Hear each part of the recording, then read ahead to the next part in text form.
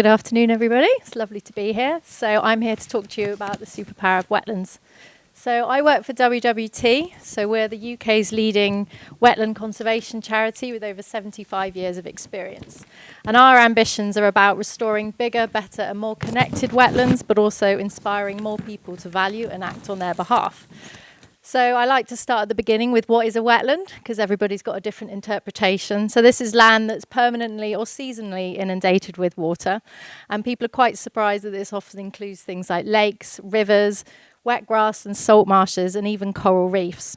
So they support around 40% of the world's plant and animal species. And despite being amongst one of the world's most economically valuable ecosystems, we're losing them 3 times faster than our forests. So what makes them so economically valuable? So this is when you start talking about natural flood management and starting to integrate the wetlands into your landscape. So you can see here on the left-hand side, this is when we're using our nature-based solutions to integrate our wetlands into the landscapes to help manage that water, whether it's runoff or the sea coming in, versus when you're just trying to get it out and as fast through as quickly as you possibly can, which obviously faster water, higher risk of flooding. So we know that our coastal communities face growing environmental and economic pressures, climate change, biodiversity loss, and decades of underinvestment have left many of these communities vulnerable. So when you start working with natural flood management and integrating nature-based solutions, which is where our wetlands come in, this actually helps reduce the risk by slowing the flow and creating areas to store that water over a period of time, which also has a double benefit when you're thinking of drought and you're being resourceful with your water. So what's absolutely key in remembering this is it's a source to sea approach is absolutely key, and the interconnectedness between our freshwater and our marine ecosystems needs to be considered. So you're looking at the whole water cycle rather than looking at them separately, which is often a mistake a lot of people make. Historically, you know, the UK, we love our concrete structures, obviously has its place, but we've got over 263,000 sort of concrete seawalls now, really carbon intensive, very expensive to maintain, and can be actually counterproductive. So where it's possible to integrate sort of your natural flood management and wetlands, and that restoration of the wetlands not only helps with the flood risk, but helps bring back sort of some of the economic value with those communities and the health and well-being aspects as well. So the reserve that I manage has sort of been being used as a demonstration site of some of those benefits. So I'm going to take you to the southwest of the UK, sort of this little toe that sticks out into the Severn Estuary. Severn Estuary is a really dynamic area. It's got huge range of different designations, recognising it as for the importance of the habitats and its species that it supports.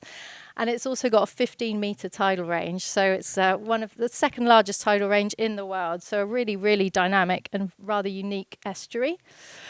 So the whole reason that the reserve I manage exists is looking at climate change, sea level rise, and predicted losses of salt marsh due to flood protection practices that the government undertakes. So we've already lost 85% of our salt marshes around the UK. So that's our first line of defence. So what they are doing is, this was solely looking at the Severn Estuary. There's obviously areas where those sea defences have to be improved, have to be maintained. But what we see is as sea level rises, we're actually seeing a process called coastal squeeze. So this is when you've got your sea level rise and you've got the man-made structures in the way. The habitat is actually prevented from moving inland. So that means over time, the quality and the quantity of those areas diminishes. So the government, they had a legal obligation to find an area of land to compensate for these losses for the first epochs. This was up to 2025. They're now looking at the second and third epoch. So this photo on the right was taken in 1981, and this is the area of land that is now the nature reserve. And you can see here the natural flood wall breached, and all of that farmland got inundated with saline water. We know with rising sea levels, increased tidal surges, this risk was getting more and more increased. So the farmers actually sold their land willingly, and the peninsula lent itself perfectly to a managed realignment scheme of this time. And the benefit here you can see on the bottom is you set back your sea defences, and you are then providing that space for that habitat to then develop and make up for those losses.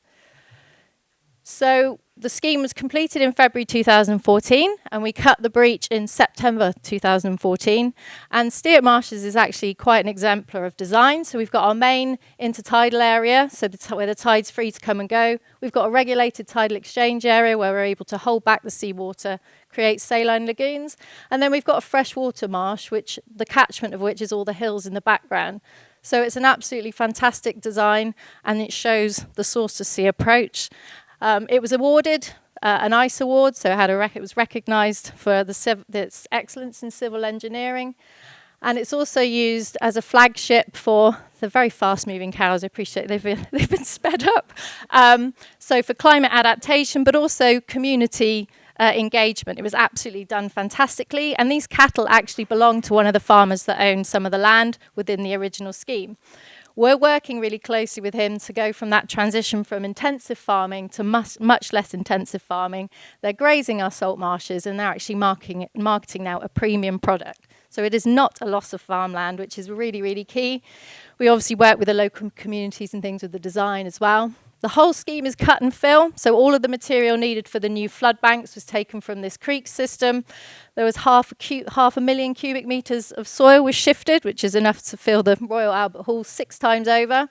It was £20.7 million, the final price, and £7 million of that was land acquisition, so no compulsory purchasing. The completed scheme is 488 hectares in size, and then the Natural England, which is a environmental government body, have just handed over another 2,500 hectares for us to manage on the coastline. So we're managing just short of 3,000 hectares on the coastline. So what have we found out since taking on Steart Marshes? We've got a really major science programme that aims to accelerate the pace of salt marsh restoration by providing the evidence that underpins it. So first and foremost, carbon sinking. So we started measuring this from day one at Steart Marshes. We've got a really long data set, and we know that in the first 4 years of tidal inundation, the site stored anywhere between 16,500 and 18,500 tonnes of CO2. That's the same amount of sort of CO2, enough houses for 15,000 houses in 1 year, or the amount of carbon stored by 10 million trees in 2. So it's absolutely, it's big figures. Mood lifting. We know that being close to water makes us feel better, and there's all sorts of benefits with that. The food provision element, so you saw the cattle out there, there's salt marsh beef, salt marsh lamb, but also the fisheries aspect. They're really, really key for nurseries, for fisheries, species like plaice, sea bass, fry, so there's a value there. Wetlands also purify our water, so they remove nutrients, hydrocarbons and metals, so there's a benefit there. And of course, flood buffering. So the salt marsh itself actually absorbs the wave energy, which protects your flood bank, and also with the scheme, if you're setting back the sea defences, you may as well make them higher and improve the flood protection. So what does all this mean? So obviously, we have to start talking about this in monetary terms, so we're speaking to the government and corporate bodies in a language that's going to make them listen. So the Natural Capital Committee actually found a strong economic case for the creation of 22,000 hectares of salt marsh around the entire English coastline. We went a step further and we did some research with FTech, which revealed that spending just under £3 billion on restoring 100,000 hectares of wetlands could yield at least £11 billion worth in benefits.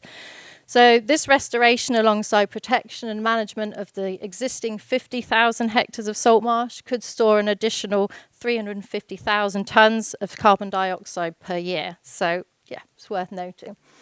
The next step we did is we thought you need to actually identify where the opportunities are. So WWT, they layered up lots of different data. So looking at flood risk, existing infrastructure, sewage outlets, all this data to actually map out the areas where salt marsh restoration could take place.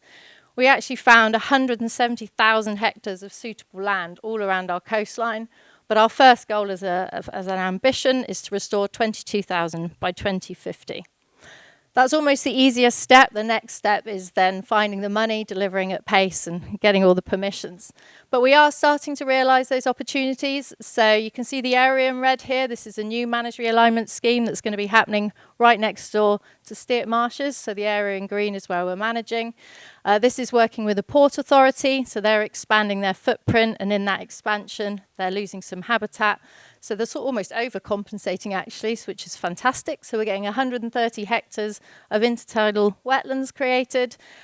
We're hoping to, a couple of years of construction and hoping to breach late 2028, and then we'll be taking on that management and adding it into this sort of whole area.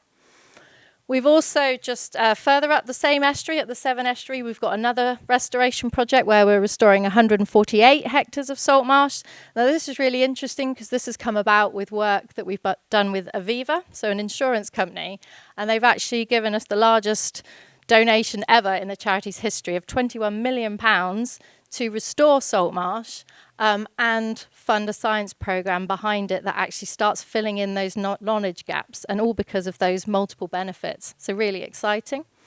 We've also been working with the Chinese government, so it is applicable worldwide, working with the Chinese bank, different NGOs and research bodies, looking at not only sort of the design side, but also making sure that you're optimizing the amount of carbon that's stored, so looking at green finance models.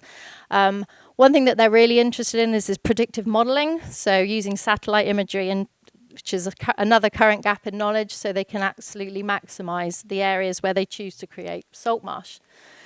So none of this could come about without collaboration, and it's absolutely key. So we actually launched a Blue Recovery Leaders Group in 2022, and it's a great example of what can be achieved. So it's leading lots of leading organisations from lots of different sectors. And the premise of the group is quite simple. It's about all bringing together all the organisations where there's resource and motivation to restore wetlands at scale and explore the solutions that we need to sort of address some of the barriers. So what we're finding is actually getting sort of the water sectors, the finance sectors, construction bodies, all in the same room together, is that actually any one barrier that could stop one of us is actually, we're working together and be able to work through it. They've obviously got their return of investment to think of, so it's tying all of that in and making sure that there's an investable model. So the challenges, there are a lot. So land availability, it's people's willingness to sell their land and restore it to salt marsh. The existing infrastructure, so cables, roads, all those sorts of things need to be considered. What's already there, so archaeology is a complex one, but also the existing conservation value and then having to compensate for that loss. So we're still going through a lot of the tricky loopholes of that. Awareness of shoreline management plans, this has been a really interesting one. So we've been flabbergasted at the lack of awareness of shoreline management plans, not just by local communities, but by local authorities and the MPs as well. Permissions and data, anything on this sort of scale, obviously you have to model to understand the impact of your scheme, and this very time consuming and extremely costly, so we're trying to navigate and make that sort of lessen that barrier. And community perceptions is probably one of the most important actually, and it's that concern about flood risk, loss of farmland, and loss of sense of place actually, so you've got to take them along with you. So how do we fund all this? So you've seen a couple of different examples, but what we're trying to do is pin down a salt marsh code. So what we're seeing, and we're actually being approached by corporates more and more, is they are showing a commitment to net zero. So what we need is a framework for reliably measuring the carbon that's stored in salt marshes. There's currently no carbon offsetting code for salt marsh like there is for peatland and woodland, so we're trying to address that gap, and then we're hoping that would then attract more private investment and make it an investable proposition. We do recognise though that the carbon itself is not going to be probably enough to tip the balance. And that's where we're talking about bundling and stacking these benefits. So all those superpowers I've already mentioned, they all come with a value, and it's about bundling all that together, which is exactly why Aviva gave us £21 million. So moving forward, we are not going anywhere near fast enough. So we want to use all of this work as a springboard for the pace and speed up the pace of salt marsh restoration. To hit our target of 22,000 hectares by 2050, we need to be delivering about 630 hectares per year. We're currently delivering about, well, in the last 10 years, 100 hectares a year. So yeah, we need to get on with it, basically. So this is projected. So what we need to do is continuing the collaboration, continuing to make the case for salt marshes, sort of really optimize delivery, and actually deal with those barriers all together, and try and actually realize that target. This will hopefully help us realize our vision of a world where healthy wetland nature thrives and enriches lives, but also see our mission to restore wetlands and unlock their power. Thank you very much.